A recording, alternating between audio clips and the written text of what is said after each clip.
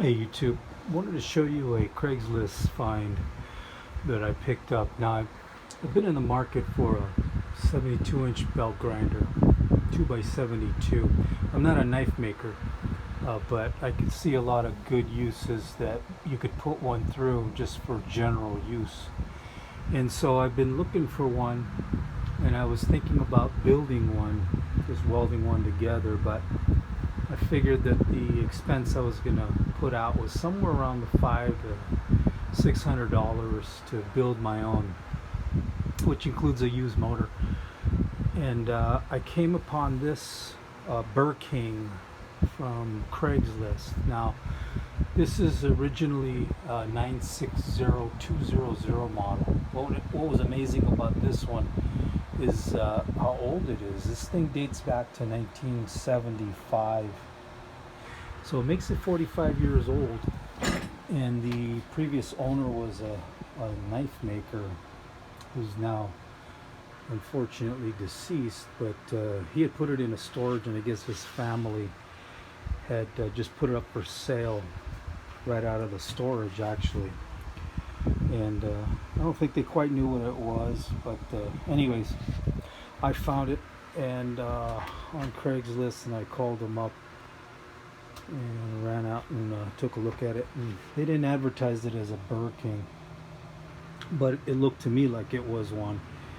And at least this frame was one, that knife maker's grinder. And so I picked it up and I got it for a great deal, a couple $100. And when I got it home, I cleaned it up and I primed it because it was the old green, and this is just a 1/4 inch plate. And the configuration that you see it in is not what's original. Originally it would have a 56C face motor attached directly to this frame, and it's not a direct drive because there's a pulley here and there's two belts in here, and they come down to the drive wheel, which is here. And this particular one has the knife attachment, which is an extra normally. Normally it would have an 8-inch contact wheel right here, but that didn't come with it. This did, and I'm more inclined to think that this is going to do me better than what an 8-inch wheel is going to do. So this is the knife maker's attachment, is what they call it. But anyhow, I just slapped together this tool rest or work rest. It didn't have anything, and to freehand grind makes it a little difficult. So put something like this on and makes it a lot easier. It's good enough for this little machine. But getting back to this configuration, it originally had a single pillow block and flange bearing, and this shaft, along with this 4.5-inch pulley. So I added another little pillow block bearing just to stabilize it a little bit more, and I got rid of the rubber belt and put on one of these linked belts, which seems to be a little more quiet. And I don't know how loud it's supposed to be normally if you had a new one, but given that this is not the original configuration, I imagine it's louder than a stock one is. But I'll turn it on and let you hear it. Again, remember, it's 45 years old, so. But you can see it tracks well.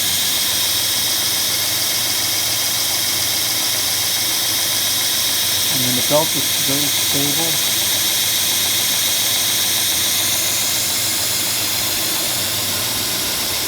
The shaft is relatively straight.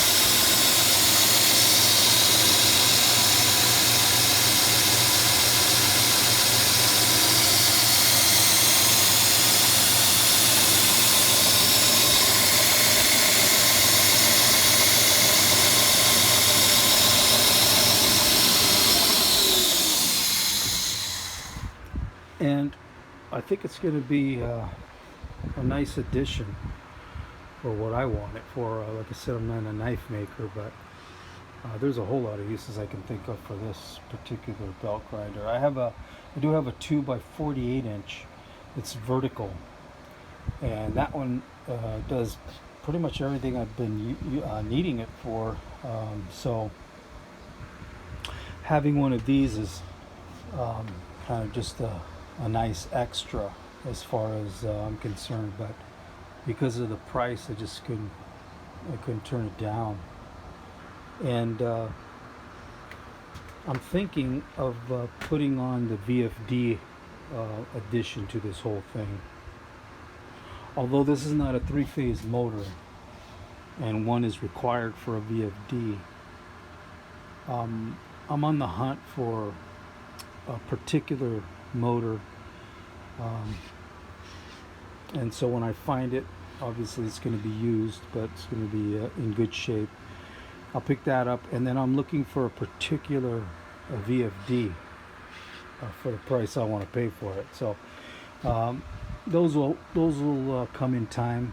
But in the meantime, if I want to slow this down, I can put a bigger pulley here. Like I said, this is a 4.5. I can put up to about a 7.5 inch pulley here, which will slow this machine down. If I wanted to speed it up, I can get a smaller pulley, maybe the same size as the motor drive pulley, and then it'll speed it up basically to its original speed, which I think is like 4,800 square feet per minute on a non-VFD 1 horsepower motor.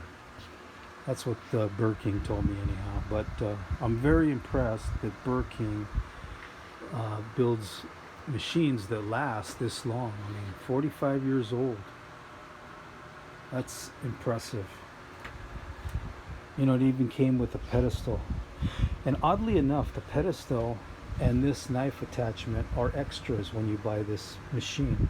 The current model is a 960272, but you'll see that it's the exact same, you know, less the added plate and stuff like that. I put in mocked up a little brace in the back just so it stabilizes it a little bit more. But the new Burr King, if you go buy one without the VFD, it's like $2,700. With the VFD, it's like $3,200. And I can't imagine why they wouldn't throw in something like the knife maker's attachment and a pedestal, because the pedestal that the motor sits on normally is a very short 6-inch pedestal, and you just got to mount it on whatever your bench or whatever it is that you're going to use it on. But those prices were, you know, out of my range and just beyond what I think a belt grinder is worth to me. Now, if you're a knife maker, and you know, I see these guys spend $2,000, $3,000. I think they started about $2,000. They go up to about $4,000 or $5,000, and I just don't see that value in a grinder. But again, I'm not using it to make a living. If you are, then it's pretty easy to justify the cost, because it'll pay for itself in a relatively short period of time. I'm sure within a year it'll pay for itself if you were making money from it. But anyhow, this is just to show a nice old grinder that is still in production today, still being sold. Of course, it has safety features now that this didn't have back in '75, which now I think they have some sort of shroud to cover this end, and certainly, you know, they wouldn't have this configuration anyways. But if they did, it would be it'd have some safety shroud or some crap like that.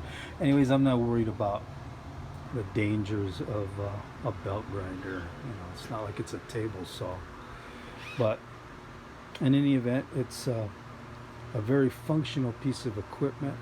I was able to get it at a great price, and like I said, I'm most impressed with the fact that it's 45 years old, still running well in my opinion, and still has many years of life left in it. So I'm very pleased with the purchase.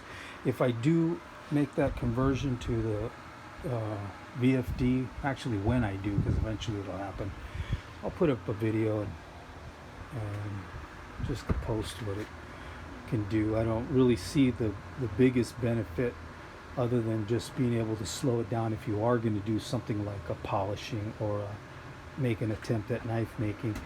It does help out, I can imagine, quite a bit if you have the ability to slow down your machine instead of a full running machine, you know, just at its top speed. But again, for the purposes of slowing it down, if I want to, I'll get a couple of pulleys, which are relatively cheap. So for less than $50, I can buy two pulleys, a bigger one and a smaller one, and I'll have a nice range of speeds there. But a nice belt grinder. If you're in the market for an old Burr King and you think they're too old to be buying, I can tell you that something this old, still running this well, is well worth the price, saving a ton of money from buying new, or even attempting to build your own. I couldn't have built this for what I paid for this. I couldn't build a 72-inch belt grinder for what I paid for this. Anyhow, I hope you got something out of it. Till next time.